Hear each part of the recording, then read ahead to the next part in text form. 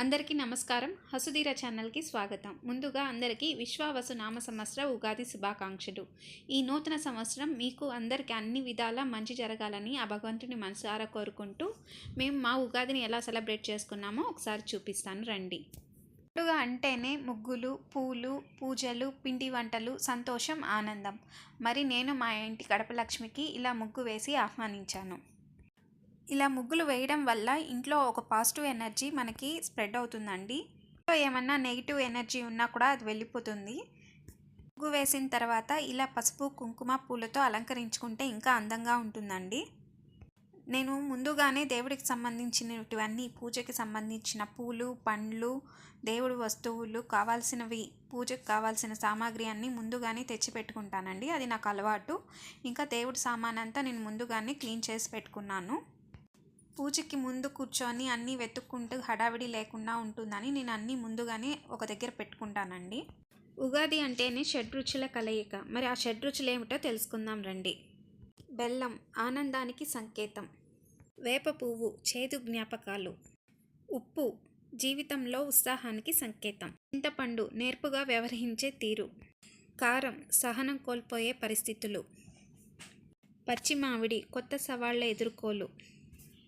ఇలా 6 రుచులతో మా ఉగాది పచ్చడిని తయారు చేసుకొని మేము పక్కన పెట్టుకున్నామండి. తర్వాతది దేవుడి పూజా విధానం. మరి ఉగాదికి ఏ దేవతలను పూజిస్తే మంచిది, ప్రత్యేక పూజలు ఏమన్నా చేయాలా అంటే అవునండి. ముందుగా మన కులదైవం అంటే ఒక్కొక్క ఇంటి పేరుకి ఒక్కొక్క దేవతామూర్తులు ఇలవేల్పులుగా ఉంటారు.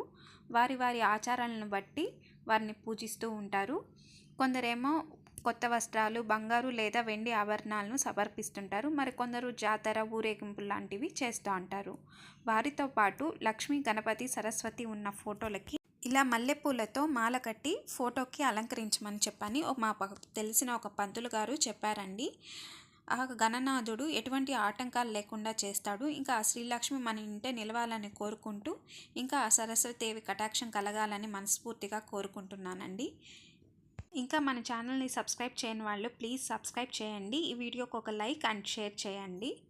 ఇంకా పూజ అయిపోయినాక ఉగాది పచ్చడి తినే ముందు ఈ శ్లోకాన్ని చెప్పి తర్వాత ఉగాది పచ్చడిని తీసుకోవాలంట అండి. ఆ శ్లోకం ఏమిటో చెప్తాను వినండి.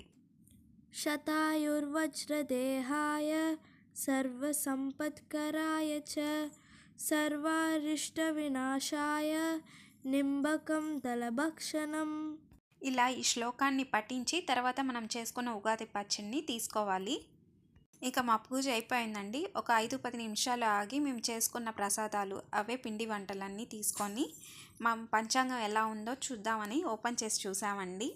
నాదైతే అసలు ఏం బాగాలేదు ఈ ఇయర్. అయినా కూడా మనం చేసేది ఏమీ లేదు కదండి. లైఫ్ అంటేనే అన్నీ ఉంటాయి.